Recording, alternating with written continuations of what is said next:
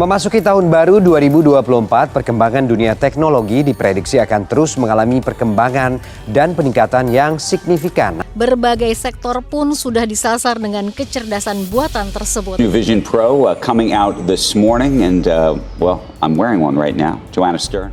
Pesan teknologi digital merupakan peluang besar untuk menciptakan nilai bagi setiap industri. Mulai dari hiburan, manufaktur, hingga mobilitas pintar, dunia industri dan perusahaan menghadapi tantangan yang bergerak sangat cepat. Sumber daya kita terbatas, namun semua pihak perlu berbuat lebih banyak dengan upaya lebih sedikit melalui beragam inovasi dan tetap relevan dengan kebutuhan masyarakat. Di sisi lain, konektivitas yang terus dibangun oleh operator telekomunikasi menjadi landasan bagi tumbuh dan berkembangnya ekosistem digital.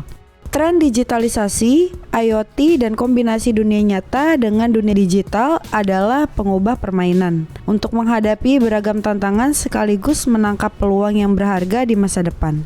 Bertumpu pada realitas tersebut, Cellular Media Network telah menggelar diskusi panel, yakni Digital Transformation Trend 2024 dengan tema Digital Innovation, Digital Everywhere. Event ini menampilkan beragam presentasi yang mengunggah pemikiran dari para pemimpin industri lintas sektor. Para pemimpin ini ialah Muhammad Rosidi sebagai Direktur ICT Strategy and Business dari Huawei Indonesia, Ronald Limoa selaku Vice President Technology Strategy and Consumer Product Innovation Telkomsel. Selanjutnya ada Wendra Wilendra sebagai CEO SCK Cosmetic Manufaktur, Belva Erdriantama sebagai Vice President Corporate Strategic Indodax. Terakhir ada Bapak Sarman Simanjorang, Wakil Ketua Umum Kadin Bidang Pengembangan dan Otonomi Daerah. Para panelis ini akan berbagi pengalaman tentang peluang dan tantangan dalam upaya melakukan transformasi digital sekaligus menggarap new business sesuai dengan ekosistem yang berkembang saat ini.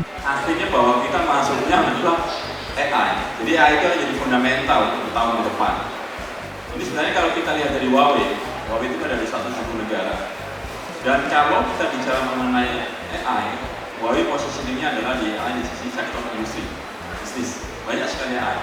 Makanya ini salah satu kita lihat secara figure. Ada AI terhadap healthcare, ada AI terhadap kosmetik, transportasi, dan lain-lain. Pada dasarnya ada dua kata kunci, yaitu produktivitas dan efisiensi. Jadi ada dua kata kunci ini adalah produktivitas yang perlu kita lakukan bagaimana untuk solvingnya. Tiga kata kunci sebenarnya adalah planning, perencanaan. Tadi disampaikan katanya dengan ekosistem, bagaimana kita ngomonginnya AI, baik lagi adalah perencanaan. Fundamentalnya kita adalah bagaimana kolaborasi konsensus dari perencanaan tadi. Dipakai jalan ke Dharma Wangsa. Mohon maaf bila ada yang lain. Semoga syawal kita semakin besar. Itu saya tadi sambil Pak Sarman ngomong, saya cuma nanya ChatGPT sebenarnya. Jadi itu produce by AI, bukan by saya. Nanti yang sekarang lagi kita coba itu generative AI. Kita lagi ada di fase itu. Generatif AI itu sesimpel kita memberikan sebuah informasi. Informasi itu nanti akan dibikinkan modelnya sehingga kita bisa mendapatkan bukan knowledge saja tapi insight dari informasi. Coba kita bayangkan. Tadi saya agak menarik yang sampai Pak Sarman. Orang mendapat sinyal saja mungkin jangankan di Papua deh, mungkin di beberapa tempat di ujung di daerah Karawang misalnya atau di mana yang agak jauh itu susah dapat sinyal. Nah, Telkomsel itu punya misi gimana caranya teknologi itu didemokratisasi. Untuk dapat mendemokratisasi teknologi, kita harus mencoba membuka akses itu sebesar-besarnya pada semua orang. Jadi bukan hanya orang yang di perkotaan, makanya tadi disampaikan Pak Sarman, infrastruktur juga sangat penting. Saya pernah bikin salah satu pionir untuk Ringback Tour. Dulu Ringback Tour kita bikin bersama dengan provider, kita sampai kita akhirnya bikin label khusus digital. Jadi zaman saya masih dengan provider seperti itu Pak. Nah alhamdulillah 5 tahun yang lalu, 5 tahun yang lalu lah, saya akhirnya berubah nih. Sebenarnya berubah karena ada sesuatu hal, saya ikuti istri. Jadi istri alhamdulillah 20 tahun lebih di dunia kosmetik. Akhirnya waduh ini kita harus fokus nih gitu ya. Fragrance gitu ya, kita ngomongin fragrance, kita ngambil dari akar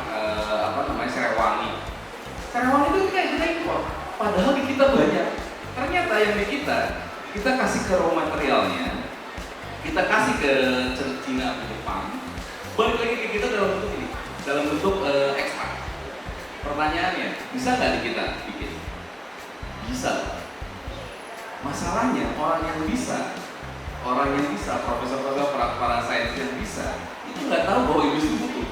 Siang hari ini kita coba membahas industri yang kira-kira baru ada sekitar 10-14 tahun belakangan ini lah. Kalau dari kosmetik, dari provider ini kan udah ada puluhan tahun ya. Kalau kripto kan baru 2009 baru tercipta awal ya, cryptocurrency. Kita sekarang 2024 berarti kira-kira baru sekitar 15 tahun. Jadi setiap transaksi yang terjadi di atas Bitcoin itu dia akan mencatat di dalam blockchain. Misalkan dari saya mengirim ke Bapak, itu akan tercatat di atas blockchain. Nah, tapi yang menariknya, kalau kita lakukan ini semua di perbankan, itu kelihatan tuh, oh dari nama A ke nama B. Tapi kalau ini semua dilakukan di atas blockchain, kita akan tetap remaining anonymous. Kan? Karena yang terlihat hanya sebuah wallet address-nya aja, nggak ada namanya sama sekali di situ. Bapak Ibu sekalian, jadi kami dari Kadin telah melakukan berbagai upaya untuk mendorong adopsi teknologi di kalangan bisnis. Antara lain kami pertama program ekonomi digital.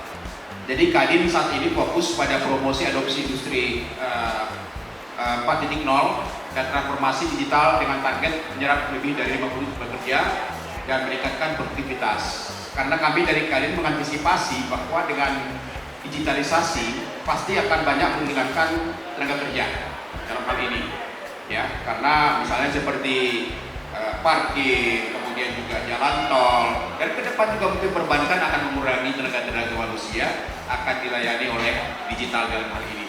Tapi Kadin melihat di satu aspek lain bahwa digital ini juga mampu menyerap tenaga kerja yang cukup banyak kalau bisa dimanfaatkan dengan baik. Acara ini luar biasa sebenarnya karena duduk bareng dengan semua pemangku kepentingan, baik katakan yang punya usersnya, yang bisa menerjemahkan sebagai demand. Demandnya itu apa sih kira-kira transformasi digital. Kemudian yang kedua adalah kaitannya dengan operators ya, artinya yang memberikan services, penyedia jaringan. Yang ketiga adalah teknologi. Nah dari sekian banyak ini ya, maka akan menjadikan suatu titik temu lah ya. Kira-kira paling tidak yang pertama mengerti kebutuhan tadi. Kira-kira apa sih yang dibutuhkan dan trennya ke depan apa. Karena tren ke depan itu bisa dikatakan dari sisi user sendiri, kemudian dari kita sebagai global benchmark kita tahu trennya ke depan apa, dan kita menyatukan satu visi. Oh iya berarti ke depan adalah kebutuhannya seperti ini. Dalam hal ini adalah mega trend dengan konektivitas yang high speed, kemudian dengan aplikasi AI dan lain-lain, ya kan itu. Kemudian dari hal ini maka kita akan bisa menentukan dalam suatu konklusi adalah satu kata kunci adalah kolaborasi. Ya, kolaborasi ini adalah bagaimana kita bisa menentukan konsensus. Paling tidak itu paham kebutuhan masing-masing. Kemudian yang kedua nanti kita langkah berikutnya bagaimana kita bisa menciptakan ya, ekosistem tadi, kolaborasi tadi untuk bisa diimplementasikan. Sehingga ujungnya adalah bahwa akan mendapatkan kemanfaatan. Ya, kemanfaatan ini akan muncul dari beberapa hal. Baik kemanfaatan dari sisi bisnis itu sendiri, ya kan win-win kolaborasi. Yang kedua adalah kemanfaatan dari customer kita, produktivitas, efisiensi dan lain-lain. Kemudian at the end adalah digital ekonomi kita. Digital ekonomi kita akan muncul. Kira-kira apa yang akan kita capai? Ya kan, angka yang kita tentukan bisa tercapai dengan apa yang kita pertama understanding, planning bersama dan implementasi untuk sama-sama kita wujudkan Indonesia Emas 2045. Ya, harapan kita sebenarnya ini starting point yang luar biasa tadi karena menghadirkan dengan berbagai pihak. Yang berikutnya kita harapkan adalah satu hal yang memang bisa menjadi use case atau percontohan yang real terhadap business stakeholders dan industri sendiri. Jadi itu yang menjadi harapan kami sehingga pada saat kita punya acara yang seperti ini adalah membahas kaitannya hasil dari kita kolaborasi seperti apa sehingga bisa terukur dan menjadi percontohan bagi industri yang lain gitu. Nah, itulah acara dari Seluler yang bertema Digital Transformation Trend 2024, Digital Innovation dan Digital Everywhere. Menarik bukan? Sampai bertemu di event selanjutnya.